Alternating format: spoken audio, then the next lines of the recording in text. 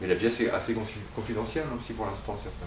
Elle n'a pas été montrée en dehors de synesthésie, à part la nuit blanche, donc elle n'a pas été encore... Justement, est-ce que ce serait pas envisageable peut-être de... Ah si, mais tout est envisageable, mais bon, je suis un artiste qui produit des choses, donc ça veut dire que je suis toujours en mouvement, donc je crée des pièces, et ces pièces ensuite, elles vivent leur vie, et donc il y a des gens qui appellent, mais moi je ne peux pas suivre toutes ces pièces, comme je travaille des galeries, enfin il y a des gens qui font ça, qui s'occupent de ça, qui le font très bien, je n'ai pas besoin de... Et... Donc elle est là, elle est sur synesthésie, elle est sur mon site. Les gens, si ça intéresse quelqu'un, à ce moment-là, ils me contactent. Mais sûrement un jour ou l'autre, il y aura une exposition sur Lacan, des choses comme ça. Donc à ce moment-là, peut-être que ces pièces seront montrées, sont plus spécifiques peut-être à ça. Je ne sais pas. Je ne sais pas quel sera le public de cette pièce dans quelques années. Tout ce que je peux dire, c'est que le public, il y a des pièces qu'on crée et qui ont du succès, qui intéressent les gens, plusieurs années après qu'elles soient faites aussi. Donc il y a des films ou des vidéos où c'est fulgurant, c'est à peine c'est terminé, ça passe à la télé 2 mois après, quoi. Et puis il y a des pièces qui doivent trouver leur chemin, et je pense que celle-là fait partie de celle-là. Et puis c'est une collaboration, c'est-à-dire c'est un travail où je ne suis pas seul. Et là, le fait de me confronter à la vision d'Alexis était très intéressant. C'est quelqu'un qui a une perception du monde très différente de la mienne, et qui a simplifié énormément les choses. Pour moi, c'était un véritable... moi, j'aime bien le minimalisme, je suis attiré par ça, mais je trouve que cette pièce est assez minimaliste. Enfin, il y a le minimum d'informations qu'il faut avoir pour jouer, mais on ne sait pas à quoi on joue, on ne sait pas ce qu'on fait. De toute façon, avec la psychanalyse, on ne sait jamais tout à fait ce qu'on fait, avec quoi on joue. Et Lacan particulièrement est quelqu'un qui était joueur, donc tout ça, je pense que ça l'aurait beaucoup amusé. Et cette œuvre, comment elle s'inscrit dans votre travail en général, en fait? Est-ce que c'est la première fois que vous travaillez sur la psychanalyse ou c'est un sujet, un thème qui vous occupe plus souvent?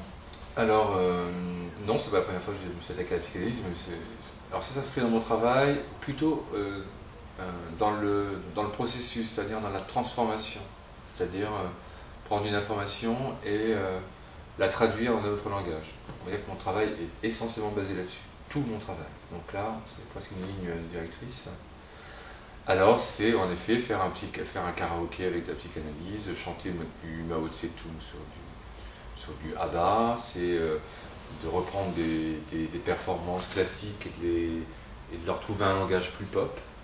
J'ai repris une pièce de Marina Abramovic récemment, où j'ai transformé en Madonna Abramovic, donc une sorte de lecture pop d'une pièce ancienne, politique, et de voir aussi à quel point la pièce de Marina Abramovic en 1975 était politique, et à quel point elle ne l'est plus, où elle l'est même bizarrement proposée, je trouve. C'est-à-dire qu'elle se fait taillade une étoile sur le ventre pour faire saigner l'étoile du communisme. Donc il y a vraiment une femme avec le sang qui coule sur le sexe, donc vraiment quelque chose de très fort.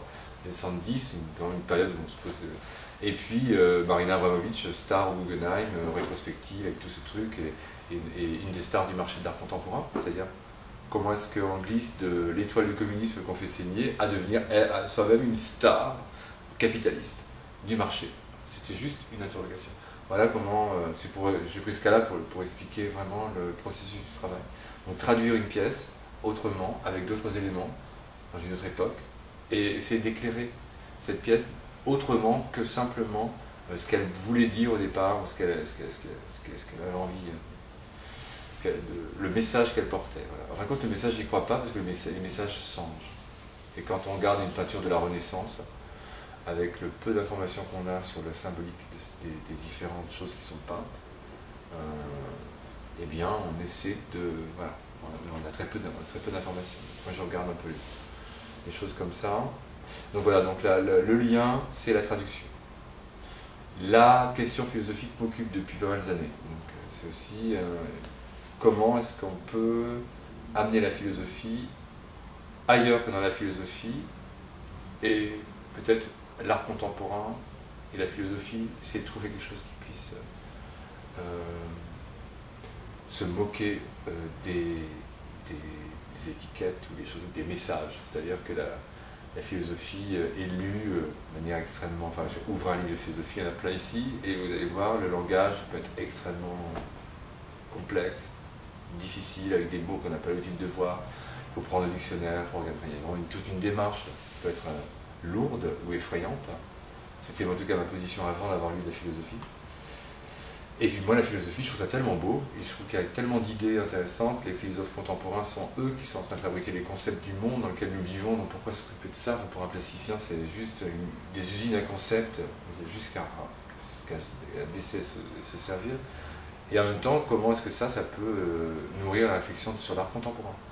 Voilà. Donc moi, je suis plasticien, je me mets toujours dans cette position du plasticien, mais un plasticien qui lit de la philosophie, c'est un plasticien toujours. Donc il peut, en lisant la philosophie, la lire comme un plasticien, c'est-à-dire comme quelqu'un qui ne va pas comprendre exactement tout le langage philosophique, peut-être qu'il va comprendre d'autres choses, ou qu'il va peut-être même rien comprendre à côté, mais ce qu'il a compris, par contre, peut être un matériau intéressant pour travailler. C'est ça.